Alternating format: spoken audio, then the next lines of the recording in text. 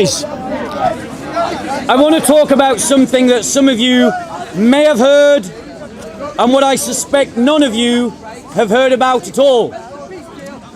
Back in 1760, between the years 1760 and 1840, the Western world went under a change that came to define all of our lives. That change was known as the Industrial Revolution.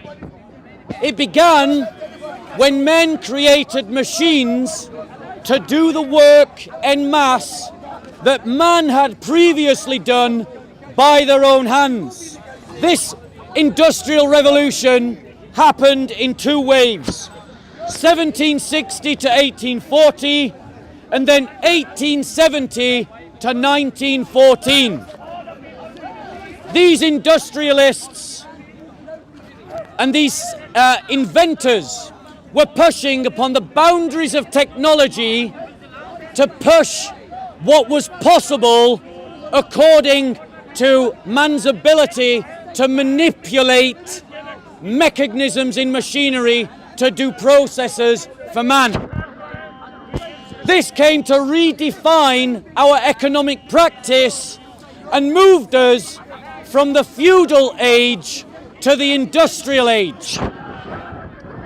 These early industrialists, like William Allen, like Charles Babbage, like John Cadbury, some of these names might sound familiar, or Louis Daguerre, when they invented these new machines, they had no way of knowing that 200 years later, their inventions would lead to the ecological collapse that we are now living in at this moment in time.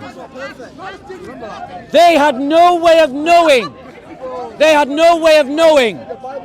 that 200 years later, that their inventions would damage the biological ecosystem and lead to the extermination of multiple species.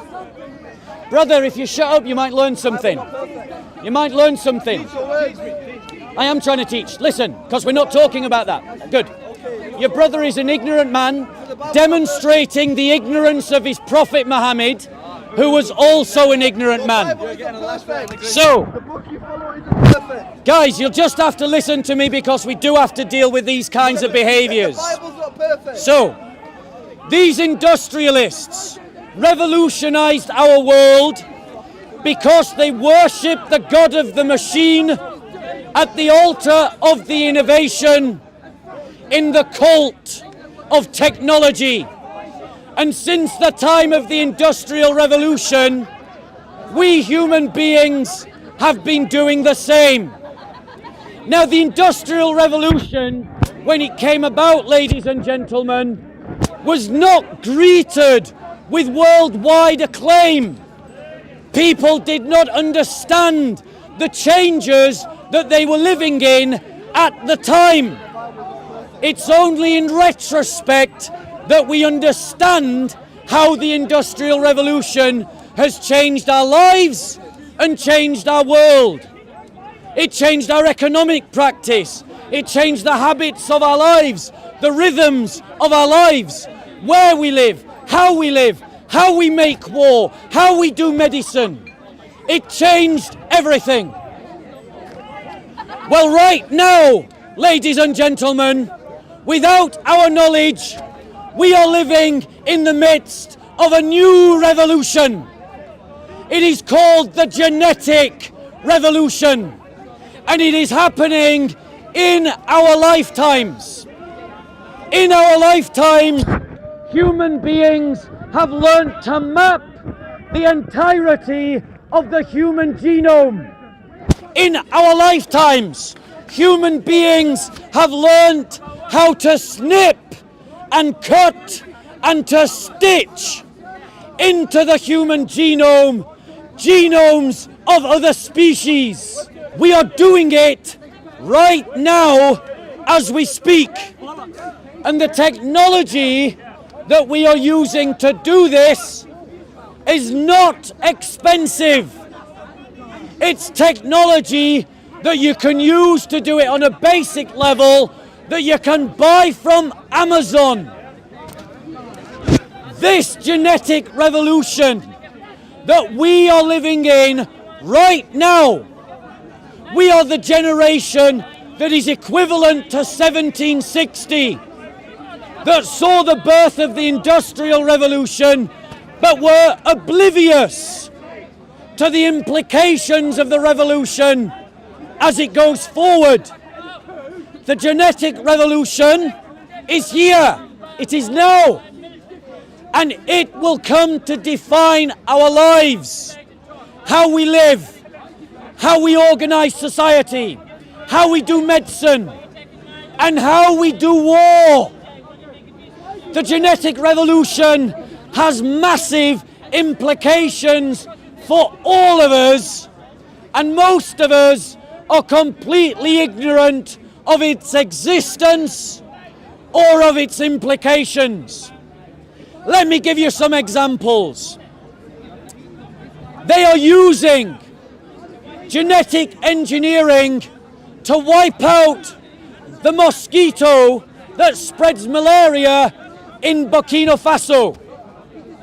The New Zealand government considered using genetic engineering to wipe out rats and 2 other forms of marsupials. Those are mammals.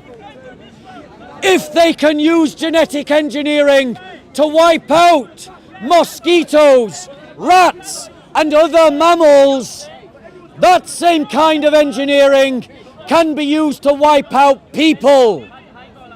Or worse, it can be used to wipe out kinds of people. The power of genetic engineering is not being discussed, and it needs to be discussed. It is not being governed, and it needs to be governed. Imagine a world in which someone says to you, we can change the colour of your baby's eyes if you don't want them to be brown. How much more of a leap is it to say that if you want, we can change the colour of their skin? If they can change the colour of their hair, they can change the colour of their skin.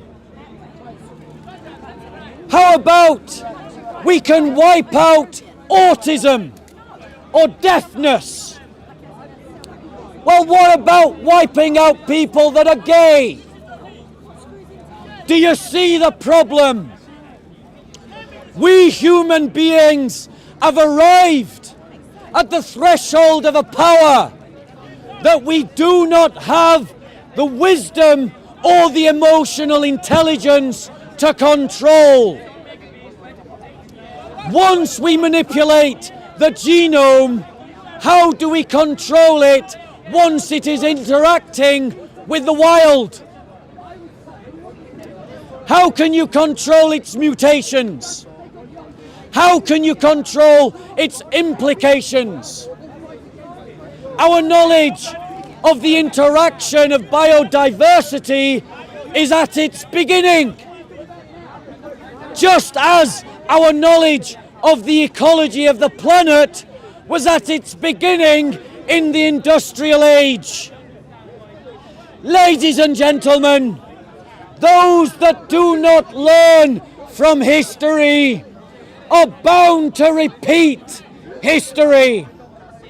We messed up the ecology of the planet because we industrialized the world without understanding the implications of industrialization on the planet's environment. We have learned the power of human genetics without the wisdom to control them.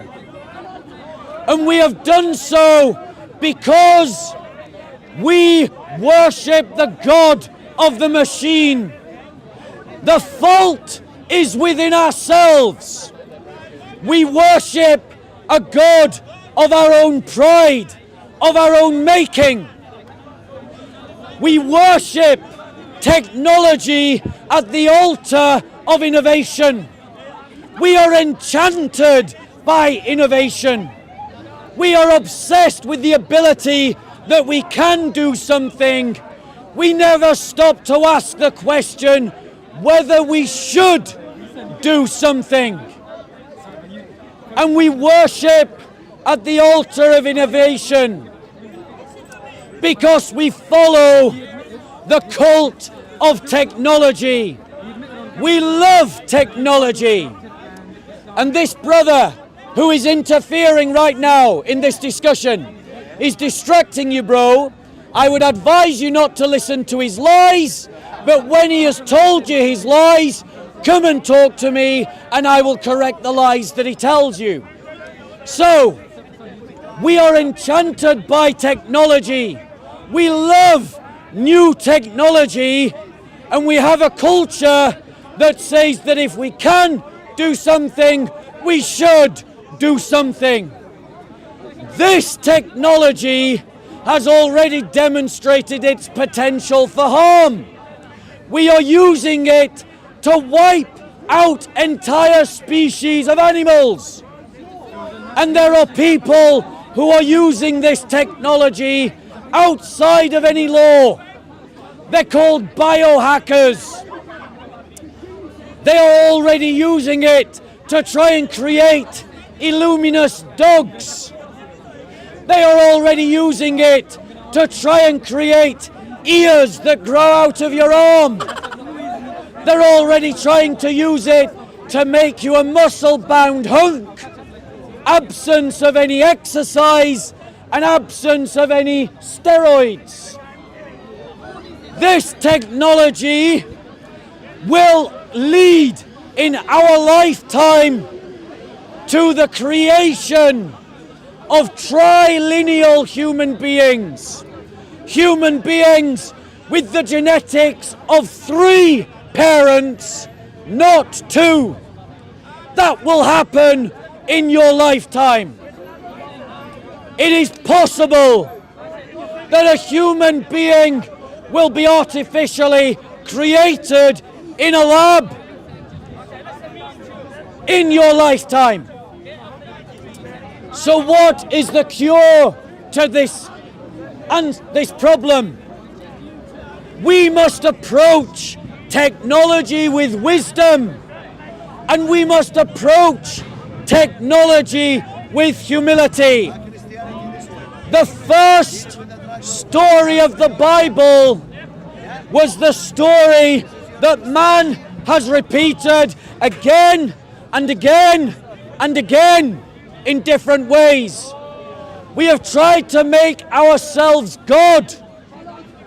And every time that we try to make ourselves God, it has ended in disaster.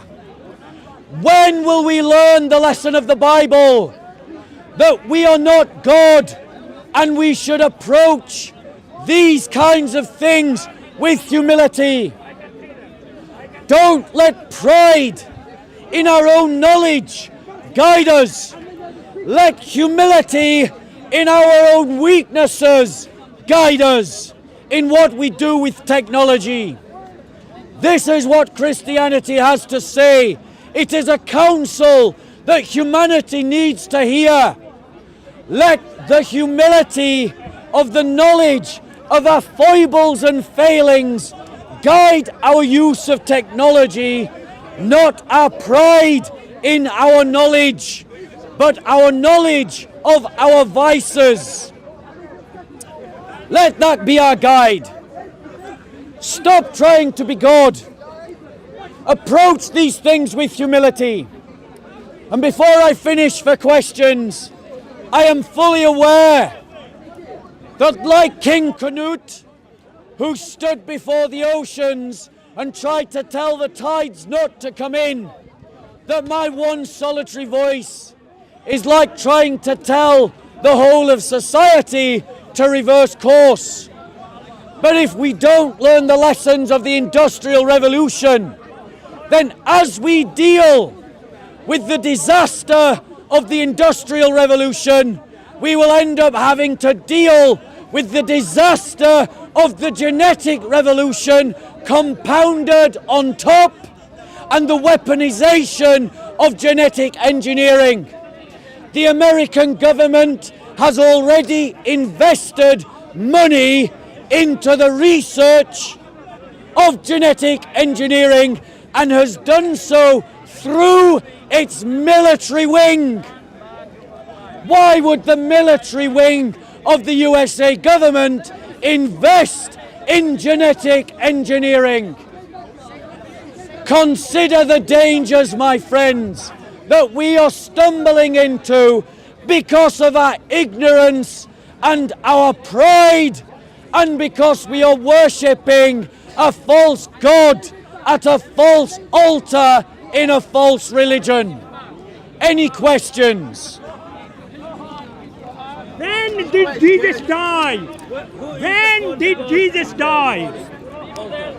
The brother asks the question. You have no answer.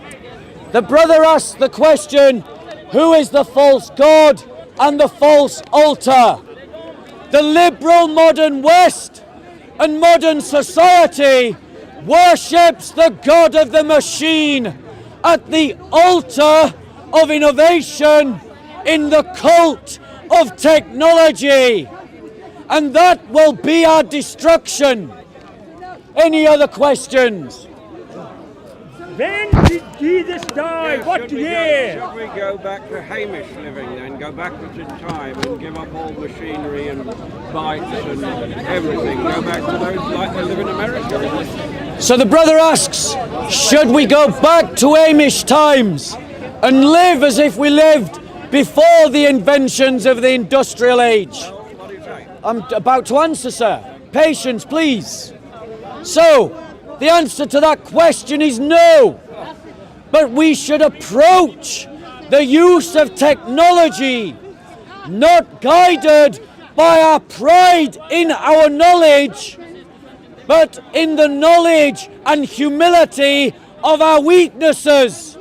And we should allow the knowledge of our weaknesses to let humility guide us in what technology we use and what technology we don't use. All right to use the internet, cameras, machinery, car manufacturing, ban all cars, used cars. No. Is this a question?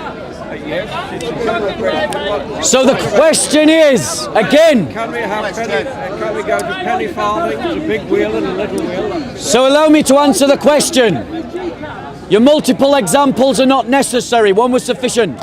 However, the question is, should we go back to a more rudimentary use of technology? And the answer is that each aspect of technology should be assessed based upon our ability to misuse that technology. Muslims don't like And when that technology is defined to be too dangerous, we should stop using it. We have already passed the point of saying that some technologies should not be used. Give us an example. Nuclear weapons, genetic engineering. 2 examples. Seems to be ignored all the good of the Industrial Revolution. Sorry? The Industrial Revolution is entirely bad, which I think even Christians would disagree with. So things like Tony Blair will- Sorry, don't be rude, I'm listening to him. televised evangelicals being able to reach more people than sort of any individual preacher could. So surely we can't just judge this technology as good or bad, even if we haven't judged the results. I'm like saying we should stop now. Okay, so the brother asks a fair question. We can't simply categorize technology as good or bad. He didn't listen to what I've been saying properly. I did not categorize technology as good or bad. I gave us a new way of thinking, a new matrix of thinking about how we approach technology. Currently, the approach is we are enchanted by our ability to do things, and so we do them. We push back on the boundaries of technology. But the reality is we should approach technology with humility, that our worst will often use technology for the worst. And so we should ride back and assess technology based upon its good or bad and based upon its cumulative effect. And to answer your question about the industrial world, it is absolutely true that many goods have come from the Industrial Revolution, but I believe that within the next few generations, the great evil that will come out of the Industrial Revolution will outweigh all of its many goods. Ecological collapse. We're living through, do you recognize that we're living through an extinction level event right now? Do you recognize that? Do you recognize that that is because the industrialized world and human population has put such a weight on the ecologies of the planet that they're collapsing under the weight? Do you think that that outweighs the goods that the industrial world has done? Well, I think I disagree on definition of the fact that you think... Well, answer my question. Can I say... But I can't really answer yes or no if we're not working the same definitions. Go on.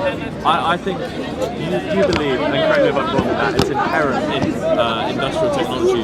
It's inherent that that will lead to ecological collapse, right? Yeah? I'm saying the industrial world, the industrialization of the planet is leading to ecological collapse. But I don't think... Is that true? Yes, I do, but I don't think it's inherent that it will. I think we can use these technologies in responsible ways that doesn't inherently lead to this. And I think, personally, and this is obviously just my opinion, I think... Do you want to come closer? Because I think me and you could have an interesting conversation.